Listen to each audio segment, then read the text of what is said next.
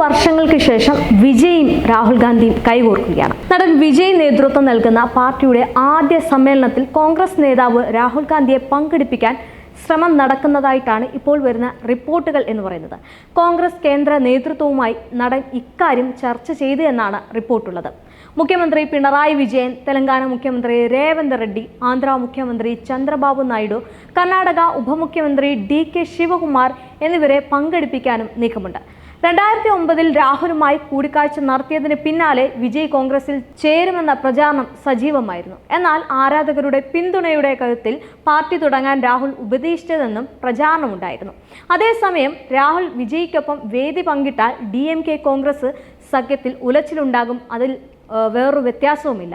കാരണം നമ്മൾ ലോക്സഭാ മത്സരത്തിന് അല്ലെങ്കിൽ ലോക്സഭാ തെരഞ്ഞെടുപ്പിന് മുന്നോടിയായിട്ട് കണ്ടയാണ് തമിഴ്നാട് ചരിത്രത്തിൽ ഏറ്റവും കൂടുതൽ സ്റ്റാലിൻ പോലും ഞെട്ടിച്ച ഒരു സംഭവമായിരുന്നു. അതായത് രാഹുൽ ഗാന്ധിയെ തൻ്റെ പാർട്ടിയിലേക്ക് ക്ഷണിക്കുകയാണ്. ആ സമയത്ത് ഉണ്ടായിരുന്ന ഒരു ക്രൗഡ് അല്ലെങ്കിൽ അവിടെ തടിച്ചു കൂടിയ ജനങ്ങളെ കണ്ടിട്ട് അവിടുത്തെ അന്നത്തെ മുഖ്യമന്ത്രിയായിരുന്ന സ്റ്റാലിൻ പോലും ഞെട്ടിപ്പോയിട്ടുണ്ടായിരുന്നു. ആ ഒരു കാര്യത്തിൽ DMKക്ക് ഉലച്ചിലുണ്ടാകുമെന്ന് പറയുന്നത് സത്യം തന്നെയാണ്. കാരണം തമിഴ് വെട്രി കഴകം എന്ന് പറയുന്ന വിജയുടെ പാർട്ടി ഒരുപക്ഷെ വരികയാണെങ്കിൽ, അവിടെയും രാഹുൽ ഗാന്ധി വരികയാണെങ്കിൽ, രാഹുൽ ഗാന്ധിയെ ഇഷ്ടപ്പെടുന്നത് അല്ലെങ്കിൽ രാഹുൽ ഗാന്ധിയൊക്കെ ഒപ്പം നിൽക്കുന്ന ചില തമിഴിയൻസ് ഉണ്ട്. അവരൊരു പക്ഷേ ഈ വിജയുടെ പാർട്ടിയിലേക്ക് പോകുമോ എന്നുള്ള ഒരു ആശങ്ക DMKക്ക് ഉണ്ട് എന്നതിൽ സംശയമില്ല. തമിഴക വെട്രി കഴകത്തിന്റെ ആദ്യ യോഗം ഈ മാസം 23-ന് വിഴുപ്പുരം ജില്ലയിലെ വിക്രാമണ്ടിയിലാണ് നടന്നത്. DMK, BJP തുടങ്ങിയ പ്രമുഖ രാഷ്ട്രീയ പാർട്ടികളിലെ മുതിർന്ന നേതാക്കളും മുൻ മന്ത്രിമാരും സിനിമാ മേഖലയിലെ പ്രമുഖരും സമ്മേളനത്തിൽ പങ്കെടുക്കുമെന്നാണ് റിപ്പോർട്ടുകൾ ഉള്ളത്. ചർച്ചകൾക്കിടയിൽ തമിഴ്നാട്ടിലെ ഭരണകക്ഷിയായ DMKയുടെ അടുത്ത സഖ്യകക്ഷിയും വിജയുടെ സുഹൃത്തുമായ കോൺഗ്രസ് നേതാവ് രാഹുൽ ഗാന്ധിയുടെ പങ്കാളിത്തം സംബന്ധിച്ച് വലിയ രീതിയിലുള്ള ചർച്ചകളും നടക്കുന്നുണ്ട്.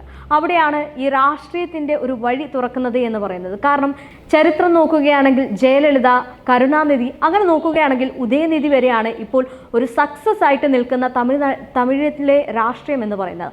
അവിടെയാണ് വിജയ് തൻ്റെ കാലെടുത്ത് വെക്കുന്നത്. ഇതിനു മുമ്പ് നമുക്കറിയാം കമലഹാസൻ നിന്നിരുന്നു, പിന്നീട് പല നടന്മാരും ശരത് കുമാർ ഉൾപ്പെടെ നിന്നിരുന്നു. അവരുടെയൊക്കെ രാഷ്ട്രീയം പകുതി എത്തി ചുരുങ്ങിപ്പോയിരുന്നു. എന്നാൽ ഇന്നും സക്സസ് ആയിട്ട് നിൽക്കുന്നത് ഈ ഉദയനിധി വരെയാണ്.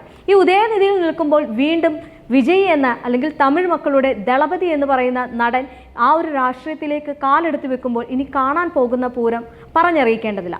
സമ്മേളനത്തിൽ പങ്കെടുക്കാൻ ഗാന്ധിയെ ക്ഷണിച്ച് കേന്ദ്ര കോൺഗ്രസ് നേതാക്കളുമായി വിജയ് ഇതിനോടകം തന്നെ ചർച്ചകൾ നടത്തിയിട്ടുണ്ട് എന്നുള്ള ശ്രുതികളൊക്കെ പരക്കുന്നുണ്ട്. ഈ ഊഹാപോഹം ശരിയാണെങ്കിൽ വിജയും ഗാന്ധിയും തമ്മിലുള്ള രഹസ്യ കൂടിക്കാഴ്ചയ്ക്ക് ശേഷം 10 വർഷത്തിനിടെ ആദ്യമായിട്ടാണ് ഇനി ഒരു വേദി പങ്കിടാൻ പോകുന്നത്.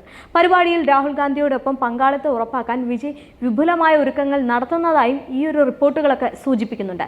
ഗാന്ധിയുടെ സാന്നിധ്യം തമിഴ്നാടിൻ്റെ അല്ലെങ്കിൽ രാഷ്ട്രീയ ഭൂപ്രകൃതിയിൽ കാര്യമായ സ്വാധീനം ചെലുത്തുമെന്നും സഖ്യങ്ങൾ മാറ്റാനും അല്ലെങ്കിൽ അധികാര സന്തുലിത വ്യവസ്ഥയിൽ മാറ്റം വരുത്താനും സാധ്യതയുണ്ടെന്നാണ് ഈ വിജയുടെ രാഷ്ട്രീയം വ്യക്തമാക്കുന്നത്. അതുകൊണ്ട് തന്നെയാണ് രാഹുൽ ഗാന്ധിയെ ഒപ്പം ചേർത്തുകൊണ്ടുള്ള വിജയുടെ ഈ ഒരു നീക്കം എന്ന് പറയുന്നത്. എന്തായാലും ലോക്സഭയിലെ വലിയൊരു സീറ്റ് ഒരുപക്ഷെ ഈ വിജയുടെ പാർട്ടി തീരുമാനിക്കില്ല അല്ലെങ്കിൽ പ്രതീക്ഷിക്കുന്നില്ലെങ്കിലും ഉപതെരഞ്ഞെടുപ്പിൽ തീർച്ചയായിട്ടും അവർക്കുണ്ടാകുന്ന സീറ്റിൻ്റെ എണ്ണം വളരെ കൂടുതലായിരിക്കും. അതിനു വേണ്ടിയിട്ടുള്ള തന്ത്രപ്പാടിലാണ് ഇതെല്ലാം.